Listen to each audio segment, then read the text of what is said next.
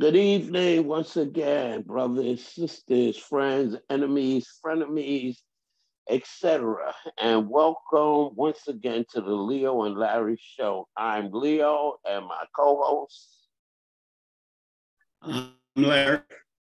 mhm, Larry Smith, and today we have as our guest Richard Gant, who you most of you have seen him in some production or another on television and movies, and he has just been a performer par excellence. And actually, we were blessed to have him uh, serve as a host, the MC during our Creating the Climate for Change conference last October. And so, welcome, Richard. Well, Tell us thank something about yourself, how you got it, got into your profession and all of that. well. First off, thank you for having me, Larry and Leo. It's an absolute pleasure. I've been in show business for over 50 years.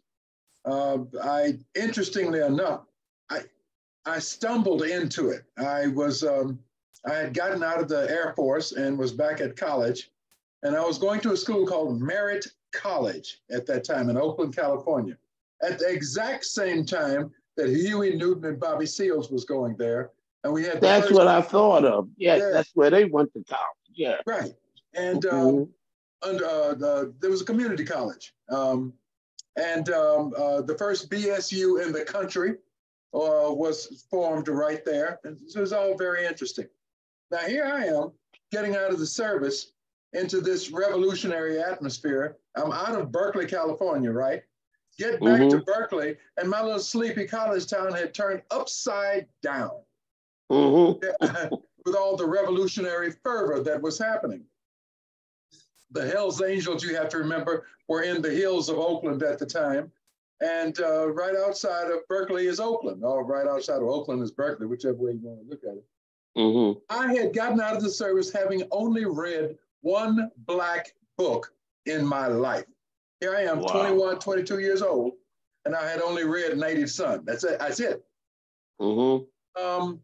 And at about that same time, the first Black literature class was starting on the West Coast. A lady named Sarah Fabio was our teacher. I fell in love with Langston Hughes and the notion of Harlem as a result Mhm. of reading Langston Hughes and reading other stories and things. She formed a theater company. And so during one of our Black Power rallies at the school, I forgot who was speaking at that particular time. It could have been anybody, believe me. We had Betty Shabazz there. We had Rap Brown would come. Stokely Carmichael, anybody you can think of came through Merritt College because it was as revolutionary as it was. Mhm. I was in a dance company at the time doing Latin dancing, cha-cha-cha, merengue, pachanga, all that stuff. And my girlfriend, who was also in the company, went off to join this theater group, and I followed after her. The first play I was in was the first play I ever saw, other than a church play, of course. You know, Mhm. Easter plays and all that kind of stuff. Got hooked, was directing my first scenes within 3 weeks. Now, of course, you'd see, we have television and movies, so we have an idea of the genre, but I had never physically seen a play. So I did maybe, I don't know, 5 plays that school year. A lot of them at the University of California in Berkeley. Did Slave Ship by Leroy Jones. It was just a fantastic time. Moved out to the State University after community college that summer of '68. Now, the spring of '68, there was 50 Black students on campus. This is a huge state college. They had like 26,000 students, but only 50 Black students. That summer that I came, there was 300. That fall, the EOP program kicked in the state of California, Economic Opportunity Program, and there was 1,000 Black students. So, I mean, it was just huge. Everywhere you looked, there was somebody Black. It was fantastic. So we did all of our shows, and we did a number of shows. I did one that first summer that I was there and directed something. And then that next year, I directed a Langston Hughes play, Little Ham, as a musical. Just kept going. I graduated within 2 years, of course, and ended up teaching there for a while and doing it. I was an administrator for a while there also. And then what did you teach, Richard? Theater. Oh, theater. I just want clarity on that for our audience. Yeah. Yeah. Ended up getting an undergraduate degree in theater arts, and with a co-degree in Black Studies. Then I started teaching at Laney College in Oakland, and kept directing my plays.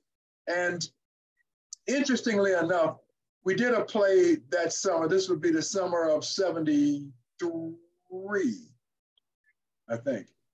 Did a play in San Francisco at a junior high school auditorium. And we weren't the big Black play of that year, at that summer. There was another play going on at the Fillmore Auditorium with all of the other local stars were in, you know. Mm-hmm. A historical place, the Fillmore. Yes, exactly. The interesting thing about that, the reason I'm bringing it all up, is because in our play, there might have been eight actors. There was usually more people on stage than there were in the audience, by the way. But that next year, when I left California and went to New York, out of those 8 people that was on stage, 5 of them had gone to New York City. Gone to New York City to be part of, you know, the theater renaissance that was happening. And nothing from this people that were doing this show at the Fillmore Auditorium. So I get to have that kind of bragging right. Mm-hmm. You went to New York, and you were living where in New York? Uptown, my brother, Harlem. In Harlem? Yes, sir. I spent some time in Fort Greene, but ultimately I ended up at a building called Graham Court on 116th and 7th. I had a 10-room, 4-fireplace apartment. And the only reason I got that was because it was drug infested, and I was prescient enough to make a move into that building. And it turned out to be fantastic. It's the same building they did Jungle Fever. You remember Jungle Fever? Do you remember the apartment that Sam Jackson's family was in? The Ossie Davis Group D? My apartment was across the hall. It was exactly like that. Okay. And I remember 116th Street back then was drug infested in Harlem, crime ridden. In fact, they had a movie that addressed that a little further down across 110th Street, that whole area from 110th Street to 116th Street. Right. Drug addiction was horrible, heroin. I can remember coming out of the park on 110th Street right there, 110th, 7th, coming right out of the park, and there must have been 100 people on there on the corner, right there on the corner. And I asked somebody, why are all these people here? What's going on? It looks like it's a parade. He said, no, it's the drug man is about to come by. Oh, yeah. That's when Frank Lucas was there, who Denzel played in American Gangster. That was a lot of his Blue Star heroin was out on the street there. Yes. But for me, it was a paradise because, as I told you, I was just in love with Langston Hughes and the whole notion of Harlem. And then there were several movies that had come out about Harlem and New York. And so just to be there for me was fantastic because remember, I was kind of a duck out of water in the Bay Area.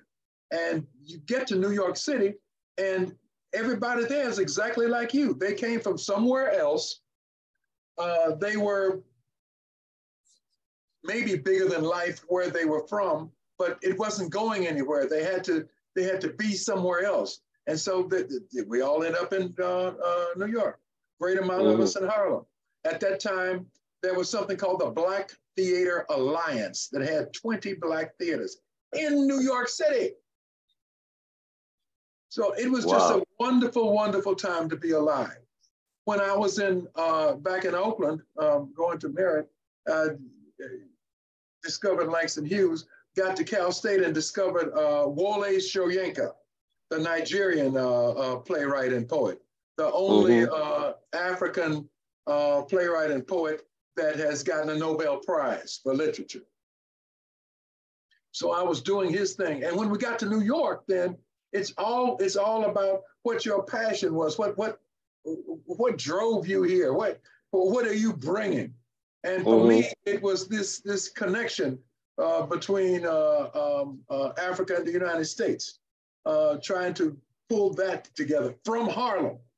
So met a brother named Duma Nglovu. Duma was an exile from South Africa. Duma told me how he got out of South Africa. Said he went over to Winnie Mandela's house. They all lived in Soweto. Went over to Winnie's house to do something or see the daughters or something. And he said he pulled up and there was a bunch of police cars and Zinzi Mandela saw him, walked up to the car and said, "Run." That was Winnie's daughter, right? Yes. She just passed away too, by the way. He pulled out of wherever he was and drove straight to the border.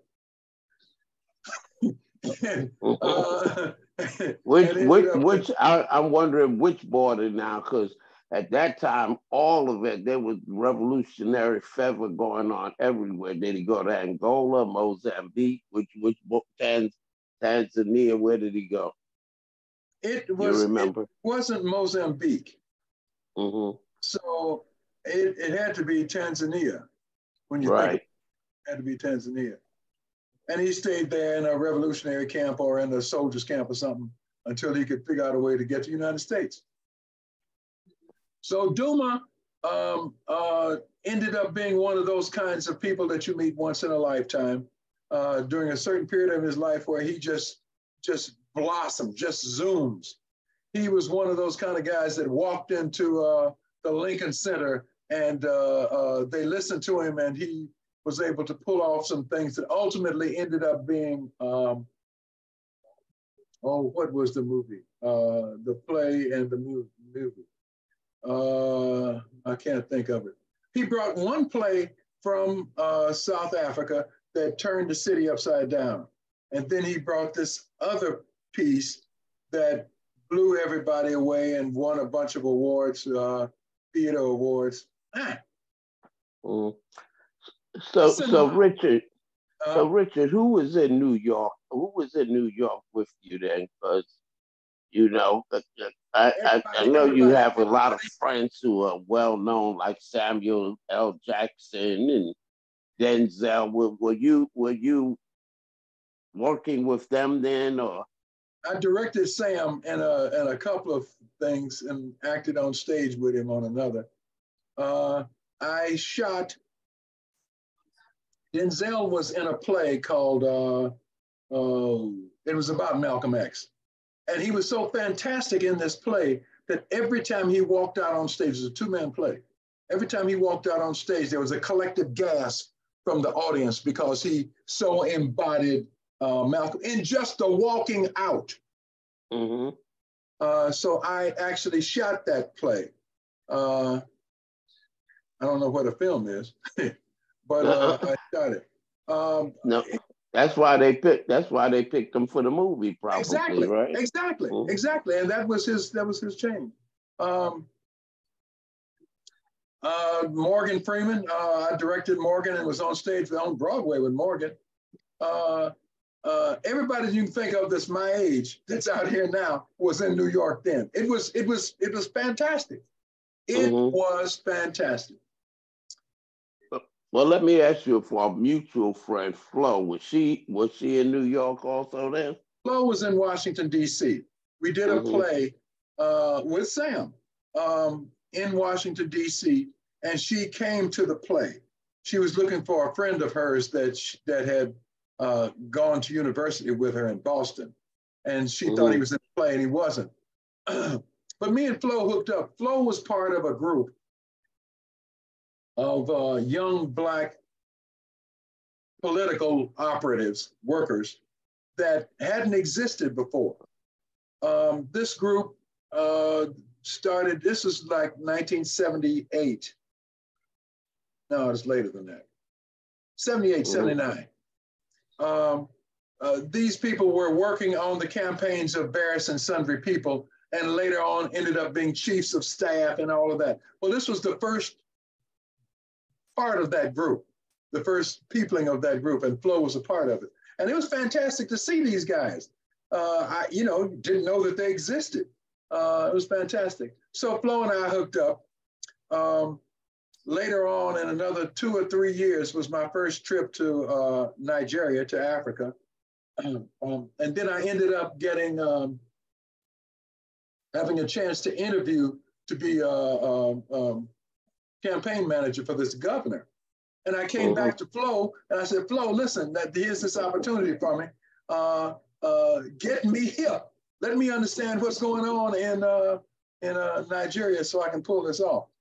She and another friend of hers, a partner of hers, wrote the campaign that I ended up using in Nigeria. Now, the only political campaign I had ever worked on before was Bobby Seale's campaign when he ran for mayor of Oakland. Yes, yes. And I heard and the story is he almost won. He came close. He came close. He did. But a campaign is simple. It's a production. And being a theater person, I was able to do that. Campaigning is simple. You find out who's for you, who's against you. You forget the people that's against you. Look for the people on look for the people on the fence. Put all the money on them, and you go from there. I mean, that's really campaigning. Make sure that the people that are with you, and pour everything else on those that are sitting on the fence and need to understand. Absolutely, there's a whole theory of change around that. About don't worry about the opposition because you're not going to move them. No, they're going to stay the opposition. That you want to move the other folks. So tell us. Tell us. Let me tell you a little bit about that. Let me tell you a little bit about that campaign. Okay, in Nigeria. That campaign was wild. Now, this was 1982, 82, 83, 83. Started 83. Campaigning at that time was you had to be young and adventurous. Campaigning is rough in Nigeria. Oh man, it's rough here. So imagine then add guns and wild people and the societies that you don't know. So I mean, you know about who all the newspapers are. You know all of the things, all the situations that the governor needs to be in and what he's done. This government did not know what all they had done. I had to do research to find out what bridges, what this, that, the other, what schools, what bloody. I had to do it. It was wild. On the campaign trail, I can remember, strangely enough, this is a memory I'll never forget. And this is 1983. It's in the middle of the summer, so it's hot as all get out. There's 20-some cars or vehicles in our entourage, and we are flying down this road, newly cut road now, with grass as high as a man is tall on either side, and the road is maybe 10 feet wide. Maybe. We flying down the road. There's people that's brave enough to stand on the side of the road and hold their finger up, one nation, one God, NPN party, bloody down. It's so hot that we got the air conditioner on and dust is flying everywhere, and dust is all in the car through the air conditioner, you know. And so here I am in the middle of all of this, hot as all get out. The radio is on, and on the radio is the song Billie Jean by Michael Jackson. Wow. You know, it's so incongruent how you're swimming. There were times when the front of the entourage would get through a village and the back end would be taking on live fire. Mm. Right. Oh, yeah. Now you understand what's happening. Oh, yeah. Nigerian politics, even today, I mean, they have that separation between Muslims and Christians, and then the separation from different parties, and it's dangerous even today. It's dangerous. It's dangerous. Yeah. But while it was dangerous, Dr. Woodbury, Reverend Dr. Woodbury, I've given you that. While it was dangerous, it was also for me, I should have been paying them. Mm-hmm. As a romantic, as an activist, to be in Nigeria at that time, it was beyond, to see a king, just to see one, a king. You know, that's beyond. It's illegitimate for us to even think about such things here in the United States of America. But there, it's happening. It's there. It's there. There was horror and there was beauty beyond belief. I'll never forget that time. I'm a little old to be trying to even think about doing something like that again. I don't have that kind of energy. Can't run that fast either in case something happens. Nobody. I remember I was working in Benue State, and the town was Makurdi. That was the capital. And whenever I could go down to Lagos, I would. It was just a wonderful time.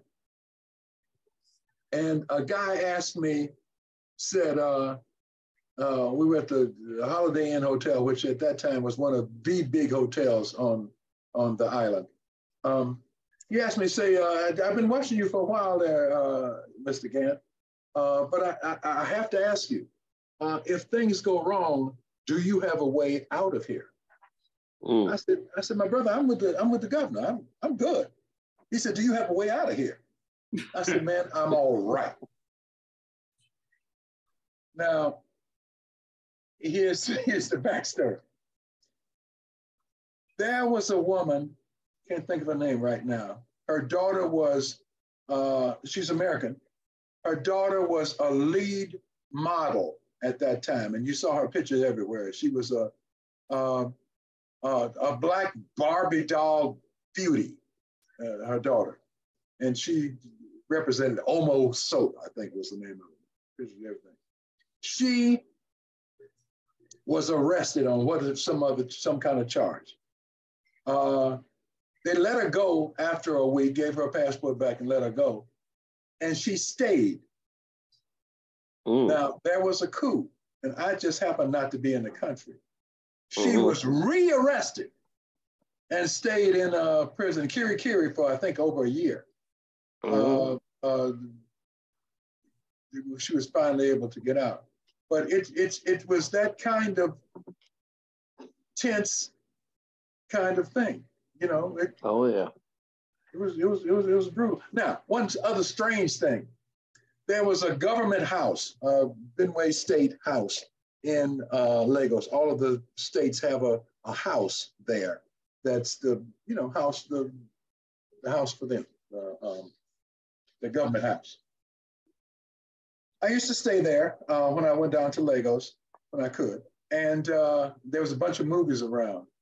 And I put in some cassettes, and that's the first time I saw Rocky 1 and 2. Rocky 5 was my big film. I was gonna say, why don't you tell folks about your involvement with Rocky 5, and also tell our folks some of the movies that you played in and television shows, and then we'll get back to Africa. I know what you're talking about, Africa. I made a speech one time, and I remember an elderly person came up to me and said, "Wonderful speech. How did you come here?" And I told them what road I took, and they told me I wouldn't go back that way if I were you, and walked away. And I found another way too. It's like, okay, we're not going. You live here, you know. But yeah, talk about Rocky Five, and let our audience know, because you've done over 150 productions, movies, and Yeah, television, yeah, right? yeah. Mhm. Uh, Some we know, like Norbert, and some of those, right? well, Rocky Five was my big film for me. My Mm, big, and that was 30 years ago now. You have to understand. Um, my main living is made from television. Um, mm, I have done. I have been in four or five, where television series where I was starring in. Starring in simply means I was in the main cast of that. Uh, mm, the last one of those was I just finished NCIS LA. I was LL Cool J's dad. I'm mm, also currently in the series Wonder Years. I'm the mm. grandfather. Now, when the when the agent called and told me I had this show, I said, "Oh, okay, great. Now who am I playing?" He said, "The grandfather." I said, "The grandfather." He said, "Richard, Richard, Richard, who do you think you are?" At your age, who else do you think you're gonna play, right? Right, right. The best television show that the best show I have to say is the one I'm in, but my most memorable one was something called Deadwood. Deadwood, Oh, Deadwood, yeah, Deadwood on HBO. yeah, yeah, Mm, yeah. I loved that show. It was Deadwood was about Deadwood, South Dakota in 1876 through 1879. Gold was discovered there. This is after the California gold rush now. Gold was discovered in South Dakota. And it was not yet a state, it was unincorporated. So there was no law, there was mm, nothing but gold. So it was a treacherous place. When I was mm, first introduced to the show, I was taken around the set. The set was out here in California, and it was a fantastic set. It was one of the best Western sets I'd ever seen before in my life. The designer warned me, said that some actors have come on this set and cried because they knew that they would never be in another show like this again in their life. wow. So we walked Wow. around to the back alley of the set, and there were a bunch of wooden cages back there. If you remember the show, that's where the Chinese fella Wu, where he Oh was. yeah, Yeah, with the opium. I was a big Deadwood fan. Every yeah. week I watched it. Yeah. And so there were a bunch of wooden cages, and I asked her, what were those for? She said those were for the Chinese prostitutes. These girls were slaves. They were put up in them doggone cages and never got out again for the rest of their life. Mm, So Deadwood was that kind of desperate place.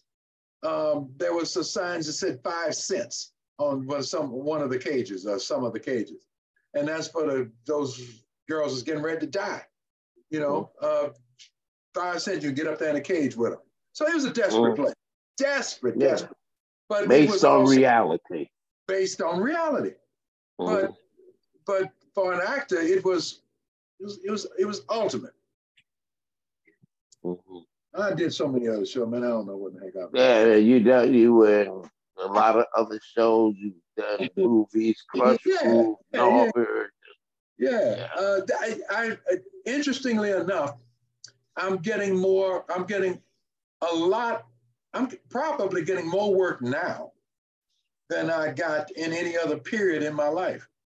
I've done 5 shows this past year. Five. Mm-hmm. You Well, know, tell folks what those five shows were, and that talk a little bit to young people who, we have so many talented young people and not so young people who can sing, who can dance, who have aspirations about, acting. Okay. So tell us a few more. Let me tell Tell you, us the five shows you did this year, and then and you called me to have to think now. I did last. well, as many as you can remember. I did. Told you I did. Well, I did the NCIS and Wonder Years. I did Doom Patrol. Mm-hmm. Doom Patrol. I don't know what. I have no idea what channel any of these shows are on. Mm-hmm. I did something with this child, Bialy, the host for Jeopardy, the new host. She has a television show. I did hers. The heck else I did? I did one more show, doggone it. I can't think of what the heck it is. But I got paid. But I got paid. It might have been a movie.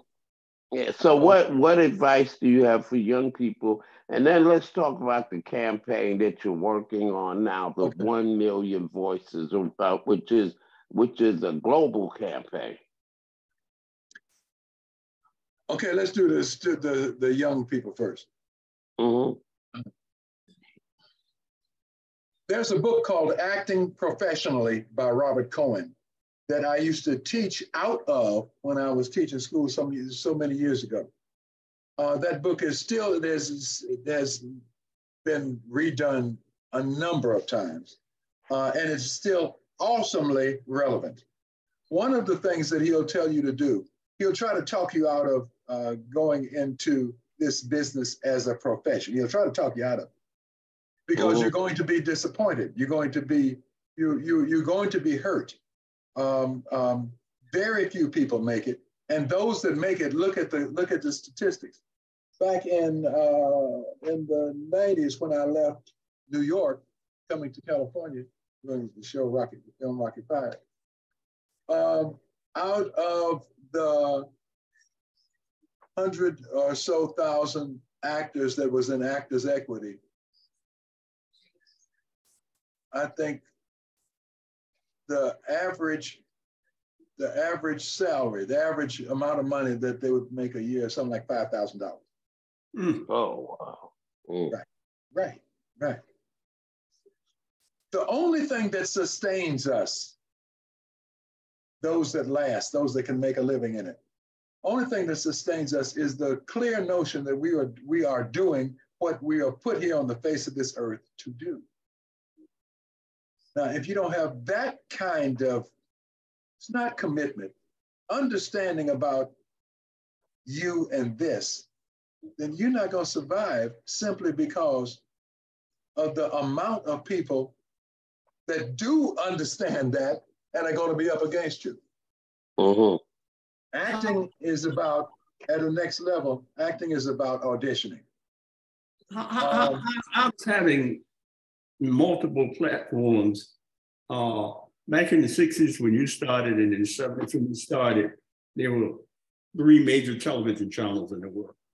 There were maybe 5 or 6 major movie companies. And so the opportunities seem to have been limited and absolutely limited for African Americans. How does today, where you have so many platforms, how does that change the picture? Exponentially. Exponentially. While acting remains the same in terms of, if you're getting into I'm getting to your question, Larry. If you are into it to be a star, that's one thing, and that's the totally different and difficult thing to do. It's extraordinarily difficult. You can look at some people. You have to be talented. You have to work hard at your craft, and finally, you have to be lucky.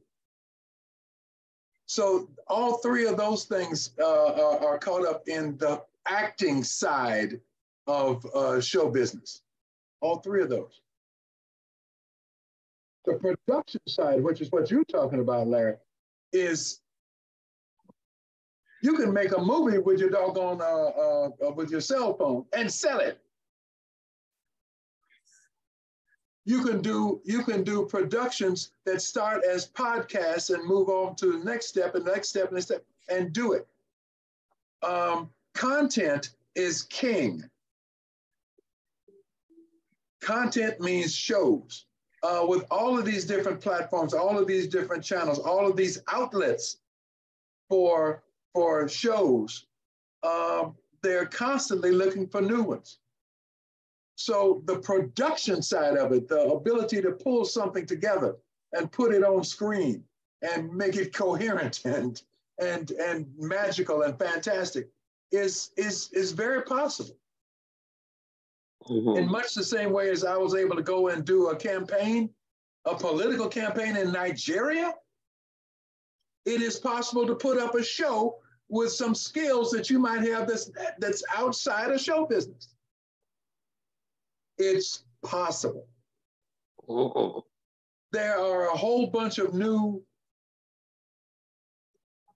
technologies that this whole AI notion is brand new, and nobody quite understands really what to do with it, with those possibilities.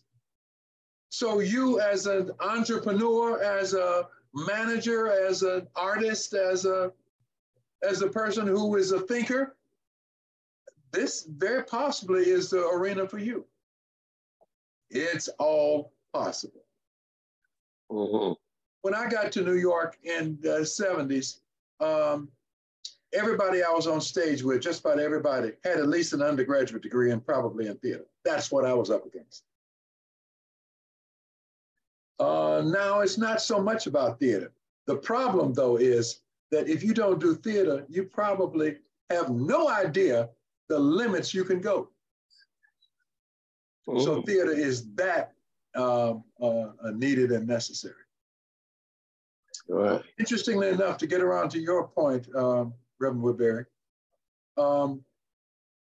because I'm an activist, I see myself as an activist and as a romantic, and a person who is imbued in blackness. Me and this fellow named Duma Ndlovu, the South African fellow, when he went back to South Africa after apartheid, and I ended up in Los Angeles with this film. And we had tried to come together again to find what magic we had done in New York City. We had done a number of things. One of the plays that we ended up doing, always trying to marry Black American actors and South African actors, was this play called Sheila's Day, musical called Sheila's Day, that ended up going to Broadway. So here's years later, we're still trying to come back with our old revolutionary fervor. What can we possibly do? We realized that the 20th anniversary of Mandela's independence, this was 20 years ago, 2010. Wow. Not 20, 2010 was coming. 20th anniversary of him walking out of prison was coming, and nobody's going to celebrate it. We realized that we had a history in the United States of people, activists, whole movement of folks who had been on the trail of ending apartheid some kind of way for a long time. And apartheid had ended, and there was nothing for these people. So who had done all of that? Remember, I came out of Berkeley and Oakland, California, where Ron Dellums came from. Ron did his first act in Congress in, what have been 71, 70, was to introduce something to some action against apartheid. That first action. And how long had it taken for that to finally come? So we thought that we would represent some kind of way all of these people so they could have some kind of closure we were going to do a big event at the 20th anniversary. We gathered some folks from the United States, joined a whole bunch of folks from South Africa, and came up with this notion of this 20th anniversary. We were going to recreate the walk Mandela did out of prison. Mm-hmm. About a week and a half before the government gave us permission to go ahead and do it, they had forgotten about it, They were trying to really and truly reduce Mandela's signature, his footprint. He was too large. They couldn't do anything. So we had to get down to business some kind of way. So let's slow down on anything Mandela. They gave us permission to do it. Week and a half out, ANC woke up, said, "Oh no, you American people," they call Duma American by this time. Y'all ain't gonna do this. We are taking over. Yeah, ANC is the African Nationalist Congress, which was Mandela's party. Yes, yes. Mm-hmm. And so they decided they're going to take over, and we couldn't argue because they said, "Listen, we're going to do most of the things that you want to do, and we're going to bring 10,000 people." So what can you say at that point? 10,000 people, our job is done. Ramaphosa, the fellow who is the president now in South Africa, was the main speaker. It was a fantastic time. Coming back from that, that just wonderful moment in time, the plane landed in Dakar, Senegal, on the way to New York, where they for the stall. Brother got on the plane with all his African regalia and wanted to know who we were. Basically, what he wanted to know was, who are you, all you black people up here in first class? Who? So we told him about, I told him about what we had just done in South Africa. And he says nobody else was paying attention to him. Remember, I have this whole African background now, having been in Nigeria all that time. So I was totally interested in this brother. He was part of some UN delegation to something. Told him what we had done, and he said, "Well, you ought to be at Senegal's 50th anniversary of its independence. Do you want to come?" So at that point, you look at the brother in his left eye to see what kind of truth this is, because of course I want to be there. Yes. The president of Senegal ended up sending a plane to New York to pick up 100 people. I was part of that whole thing. The entire NAACP board was on the plane. Anybody you can think of was on there. Julian Bond was on there. His brother, a senator from Florida, state senator from Florida, brother, who I didn't know they had state senators and brothers in Florida. I didn't know that. Said, "Man, do you know who else on this plane?" I'm looking around. Yeah, there's that's that person. That fellow right there. That's Marcus Garvey's son. I said, "Man, you lying! Stop it!" So we had to both ask somebody that we both knew and agreed would know. This woman named Queen Mother Moore. You know her? Oh yes. Yeah. Yes, absolutely. I was just talking about Queen Mother Moore. Yeah. So out of Harlem. Right. So Queen Mother. Now, who's that? That's David Garvey. And so so you have to get through past all of that. That's just energy. Just fantastic to be alive. Just fantastic. Right. And I don't think people. I'm sorry to interrupt. I just want to interject. I don't think people realize, particularly African Americans, that things like that are possible. I'm thinking about Mayor Frank Jackson and the 150 people this month in April that are flying to Gambia to help do some mapping and assessment of the infrastructure in Gambia and how African Americans can help. You go ahead. I just want to interject for our audience who might think that those things like that, are hard, impossible, extremely rare. No, Africa is open to us coming with our talent and skills and helping, right? It's fantastic. It's all possible. It's all possible. My ex-wife is living in Ghana now. She has bought some stuff there and is living there, and her stories are beyond belief, but that's that's something for another day. Yeah. So out of this grouping of people on the plane, this fellow, Dr. Jabril Diallo, formed something called the African Renaissance and Diaspora Network. That group is formed to advocate for the United Nations Sustainable Development Goals. Our first project with them was in the AIDS space. So we went around Africa and the diaspora advocating for that, lending what help we could, combining resources, you know, that sort of a thing. And after that, we were moved into climate action, which is how I know Dr. Woodbury here and the Reverend Dr. Woodbury. We're also engaged in something called the Red Card Campaign, which is a FIFA movement. FIFA is the World Football Association that puts on the World Cup. The Red Card Campaign is a pledge. Red card in soccer means that you've been charged with a foul. And so we raising the red card against all forms of discrimination.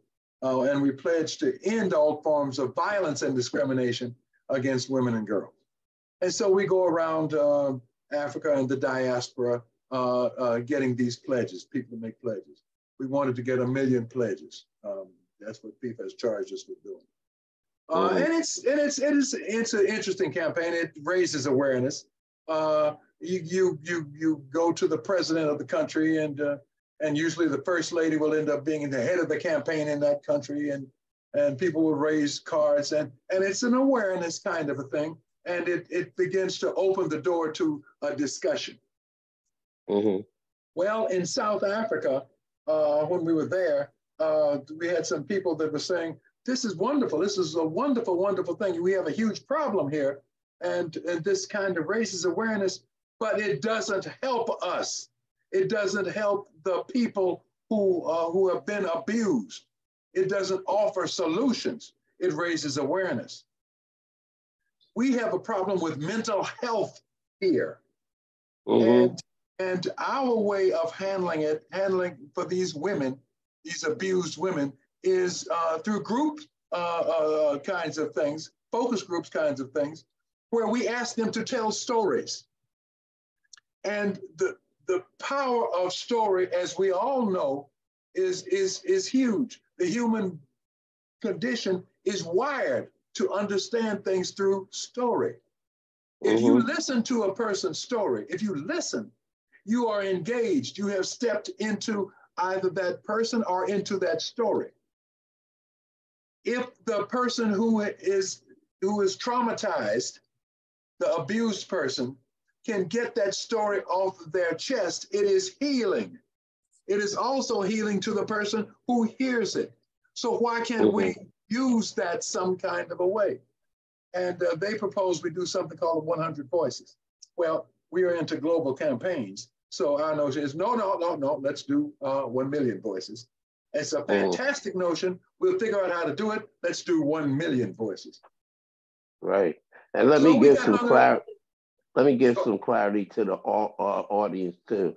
So when you said, you know, this is a part of the sustainability, sustainable development goals, the United Nations gets together and all these countries in the world, they pick things. So from 2000 to 2015, they had the Millennial Development Goals, and people all around the world worked on these 15 things. In 2016, they came out with the Sustainable Development Goals, which are 17 issues. And so I just want the audience to get the full context that when you say this is a global effort as part of the Sustainable Development Goals, we're really talking, this is not far-fetched. This is what countries do that are members of the United Nations. Go ahead, Richard. And the goals, so you can imagine what they are when you think about it: water, education, on and on and on and on. I mean, without going into the exact title of each one of those guns, that's what it is. But back to your other point, and which is so germane right now, is all of this is possible. All of this is possible for you. If you just open up, travel is everything. Education is everything. Be a romantic. Be in love with something and want to see it challenged and move forward. It's possible. It's possible for you to be in league with, we were down in Brazil, and the deputy mayor of Bahia is a Black woman. The vice president of both Colombia and Costa Rica. Well, Colombia's just passed. Her office is just, she's been, somebody else is in there now. But she was Black. Costa Rica's vice president is now a woman and Black. Possibilities abound if you get up off of your butt and look for things to do. To be in love with something. Go hug somebody. Go hug a Filipino person. Find out what's happening with them. Eat their food. Which is delicious. Which is delicious. Everything is possible. You'd be so surprised. Beauty is everywhere. Go find it. Go get involved. Now, the kind of work we do, you may find yourself on some African frontier at 3 o'clock in the morning, waiting on somebody to bring you a visa. Now, that's possible too. But isn't that better than the best bet you got is to go down to the mall? Go see another movie? Go watch Richard Gant on TV, please. Go. Well, you need for folks to do that so you can get paid, right? Well, yeah. So you get paid, you can do your acting. But no, I do need to get paid now. I'm not denigrating anything. I'm in love with everything. I'm a romantic. In fact, that's how they ended up giving me that doggone job in Nigeria. Because they see I wasn't, he's a romantic. Look at him, he's a teacher. He said, what? He's an actor, he's a teacher. He ain't here to steal money. And so, you get to walk through. You get to just walk on past. And the problems don't necessarily touch you. So be a romantic. Just be honest. So how do we get past? I mean, you make a very, very valid point. How do we get past the apathy? How do we get past the kind of head in the sand that especially African Americans have? There are African Americans who still think that Africa is one country. And there are African Americans who think I have and don't want anything to do with South America or Africa or any country of color. I mean, it seems like you're doing amazing things. What can we do in the African American media, especially? What can we do to make people aware of those things? Our group is bound and determined. One of the other things that we're doing, my particular committee is the Arts, Sport, and Culture Committee. We have to reach youth. And one of the ways that you can find youth nowadays is through e-sport, through gaming. So we are in the process, trying, it's a bad word. We're in the process of arranging tournaments between HBCUs and African universities, that kind of thing. So get to these youth, let them understand that they can be, the leader that they are on campus that can translate to leadership intercontinentally. Let them meet other people some kind of way. I'm sorry, my wife is bugging me. Yeah, like you mentioned, the Black Students Union that started, in California, and I have to tell you that that's spread across the country. And I was actually a part of a group that started the first Black Students Union in a high school in New York City. Whoa. And so, Okay. and Larry, you had the same experience where the things Exactly. that we learned in our youth are the things that have carried us forward, in later years, and is just tied completely to the successes that we've had. And so, if we don't capture our youth, um, I don't want to say all hope is lost, but it's going to be a lot harder. You're right. It's about the Yeah. youth. It is about them. NNPA, Larry, we're trying to talk to Clovis Campbell. Talk to Clovis Campbell. Yeah. Talk to Ben Chambers. Straight up. Okay. Ben Chambers is the chairman of NNPA. Right. You know Ben Chambers from the Wilmington 10. Yeah. Ben is our chairman. Okay. Clovis was our chairman 10 years ago. And I just recently got off the board. But the challenge is because I was going to suggest to you that we have a morning show that's similar to what we're doing right now, that is broadcast all across the country. And the young man who hosts the show, his name is Stacy Brown. And Stacy Brown would love to have you on the show, I'm sure. And if you want, I can give you his number. Please. Because I would suggest to Stacy that people from my committee would love to, but why can't we involve some of these people from overseas on that show? Yeah, sounds wonderful. He would be more than happy to do that.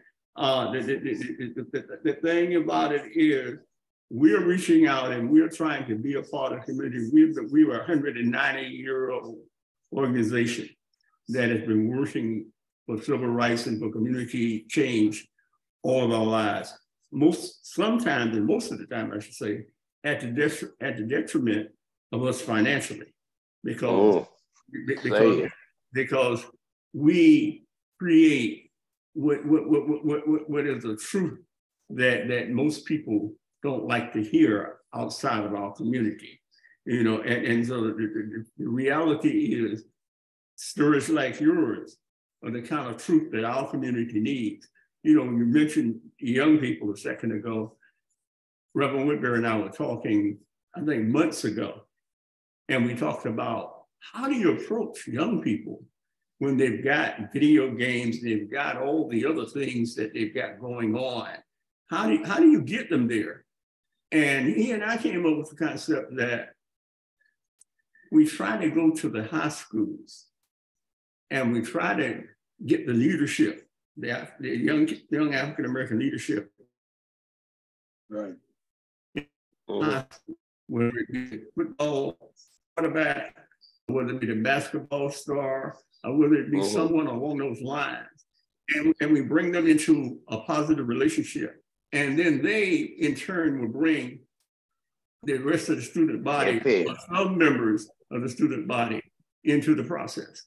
Right. So that's a process that Reverend Woodbury and I have been talking about. And I think that's an important element because I have two sons myself. And I can tell you, when they were 15 and 16 years old, even though I've been a publisher for 40 years, I said, you guys got to join the NAACP. And they looked at the youth council, and I said, you got to join the NAACP. And they said, why? we don't want to do that. I said, because that's how I came through the process, and that's how you're going to come through the process. And so you're going to join. I'm going to pay your membership, and you're going to join, and you're going to get active, and you're going to be active. And 6 months later, they came back to me and said, Dad, thank you for getting us involved. But see, if those kids don't know the positives, then they see it as an old person's out of date and obsolete organization. Right. And we need to make sure that they see the good work that's being done by people like you and people in the NAACP and people in the Urban League and people across all the organizations in our community. And so, you know, whatever we can do on my end, let us know. You know, we stand well, we definitely gonna connect you. They are frantically waving at me to tell me that we're coming to the end of the show, but definitely I will connect the two of you, and also Richard. How about we bring you back to Florence, and we get those young people and stuff, Larry, right? I would love the opportunity to co-sponsor that. Okay. I have to be in Gettysburg on the 26th. The 26th of April? Yes. That may be a little, I'd like to get a little bit more publicity. Okay. Yeah, a little bit more time. Richard told me I'm going to be in Gettysburg, Pennsylvania, so I'll be close to you. I was like, that's close because you're on the West Coast, you know. But that's about 500, 600, 800, 700 miles away. Really? Yeah. But let's have a conversation about it off the air. Let's close out. We'll do the kind of thing like Bill Maher does. We'll close this up, and we'll have some more discussion after the showtime. That'll work. Yes, absolutely. Richard, I'll make sure that I get I'll send you an email with the contact people for NNPA. Yes. And you can contact the people that are the real players in the game. Okay. Good. Well, Larry, let's close it out. No one go anywhere. We can have that conversation after we close it out. And so, to our audience, as always, we appreciate you and your support for the Leo and Larry show. Richard Gant, can you tell people, I know you have some email address or something where people can contact you if they want to know more, interact with you. They can contact me at gant.rich@gmail. Gant.rich@gmail.com. Okay, great. And Larry, as always, how can people reach you?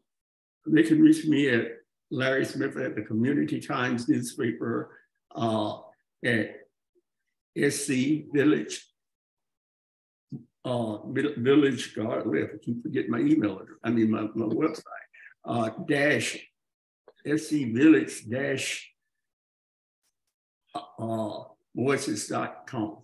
Yes, that's voices.com. And you can reach me on my phone at 843-621-0056. Well, thank you. And I'm Leo Woodbury, and you can reach me by going to our 501c3. You can email info@newalphacdc.com. Don't forget to go to our website and subscribe, newalphacdc.com. And if you want to call, feel free to call our number at Kingdom Living Temple, where I'm honored and blessed to serve as the pastor, 843-799-0740. So don't go anywhere, guys. We got more to talk about, but to our audience, thank you for listening in. And if you want to know the things you need to know and know the places you need to go, then tune in next week to the Leo and Larry show. Thank you so much, Brother Gant. Thank you. It's been an absolute pleasure.